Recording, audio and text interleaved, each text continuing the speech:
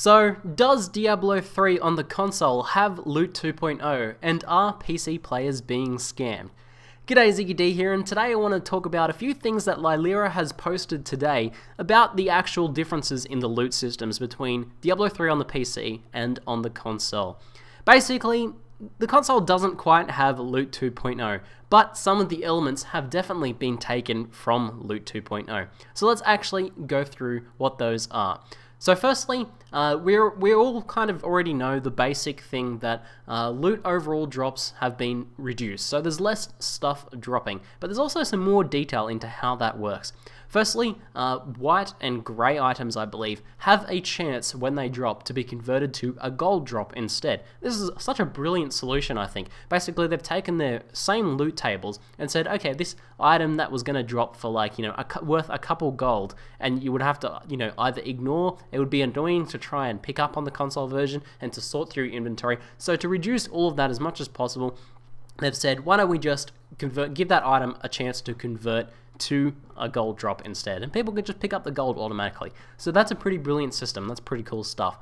And the other side of this is, because less stuff is dropping in general, and you have less stuff to sort through, those items are shifted in power a little bit more. So Lylera has in fact confirmed that smart loot is in effect in the console version. That's pretty cool. I was suspecting that it was, but we now know for sure that it is. Basically, what smart loot does is it tailors the drops that you see to your class, essentially. So if you're playing a barbarian, you're far more likely to get items with strength, vitality, and maybe some specific barbarian rolls than to see those same items with dexterity. So you might see some things like crossbows with strength, but overall you're going to get more useful items for your character. And since trading can't just be done easily through the auction house on the console, you actually have to meet up with other people. This is a pretty good idea, because you're not going to be able to have access to that other loot. And if you were just getting a bunch of dexterity and intelligence drops while leveling your barb, the game would be a little bit annoying to play. Now the next thing is, yes indeed, the damage and stats and just the overall power of items have been increased in the console version. Now, on top of that, the system from Smart that is coming in Loot 2.0 on the PC when it releases, of legendaries scaling to the level that they drop at, is in fact in the console version as we suspected. So what this means is, if you you might kill an enemy that drops a Leoric Signet at its base level, and it will be the base Leoric Signet. But if you kill an enemy that drops a Leoric Signet at level 50, your Leoric Signet is going to be much more powerful. It's going to have a lot more main stat, it's going to have more crit, it's just going to have better stats overall, and it's going to be much more useful. The effect of this that we've seen is a lot of people that are posting their item drops on stream, and things that I've seen, overall legendaries, pretty much all of them are really good.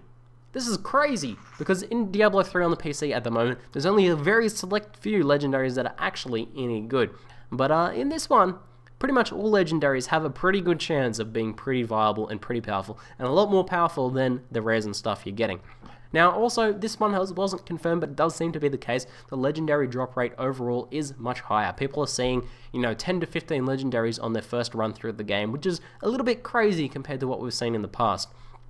Before the initial buff to legendary drop rate, you would be lucky to see one, and now maybe you might see a few legendaries drop as you level, especially before you have all of that magic find from your Paragon system.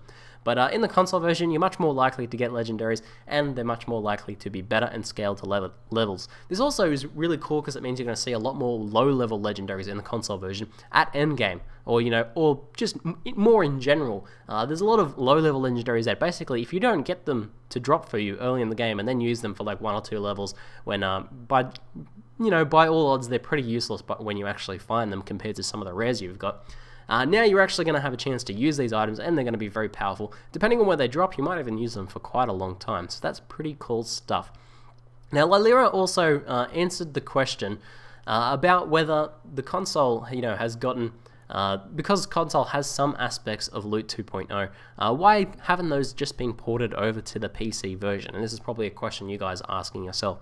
And Lyra's answer was basically twofold. Firstly, there are separate teams working on the console and PC versions, and they have separate development cycles.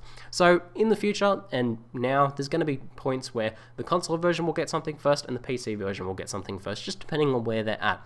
Now, the other reason is one that is really good, I think, and is they want to employ all of these loot changes on the PC at the same time. So basically, whereas the console has some aspects of Loot 2.0 at the moment, they want to give them all at the same time on the PC, because they're going to really sink in, and they're really going to affect other systems in the game, like things like loot runs that are coming in the expansion pack, for example. And they want to give these all at the same time so they can balance the game around all of these changes at once, rather than putting one of these changes in now and having that affect the economy. And I guess in a sense it's probably a better marketing decision for them as well, rather than having some slow changes trickle out that people kind of aren't too interested in. Having a bunch of changes, we've completely overhauled the loot system, and that's much more exciting sounding. I'm sure you agree with that.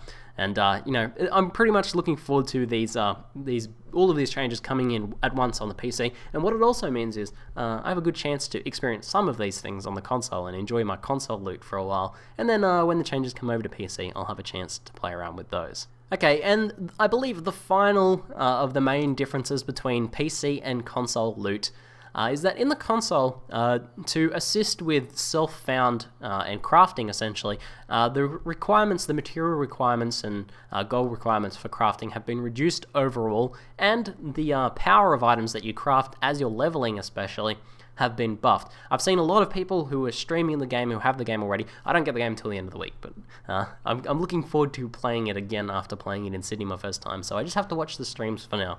But a lot of people who are pretty much crafting most of their gear as they're going and getting the occasional really good drop or finding some really sick legendaries. But crafting seems really, really viable and, fun in console version. A while back, some of you guys might remember I did a no auction house crafting and self-found only witch doctor on hardcore MP10, and I had a lot of fun doing that because I was crafting and saving up those mats and crafting some sick upgrades. Was really fun in the PC version, even though crafting is pretty weak overall in the PC version.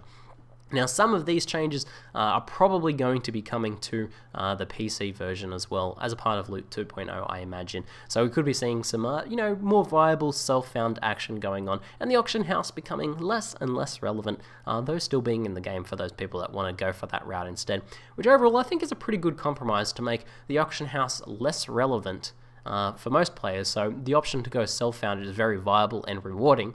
But for the people who just don't have the time to do self-found, but still want to enjoy endgame content, they can dual wield their credit cards and do that thing. I don't actually have a major problem with that myself, and it seems like a good compromise to me, and I'm looking forward to the future of the PC version as well. Overall, very exciting, and hopefully this clarifies a few things about the differences in the loot system for you guys. I'm ZiggyD, and thanks for watching.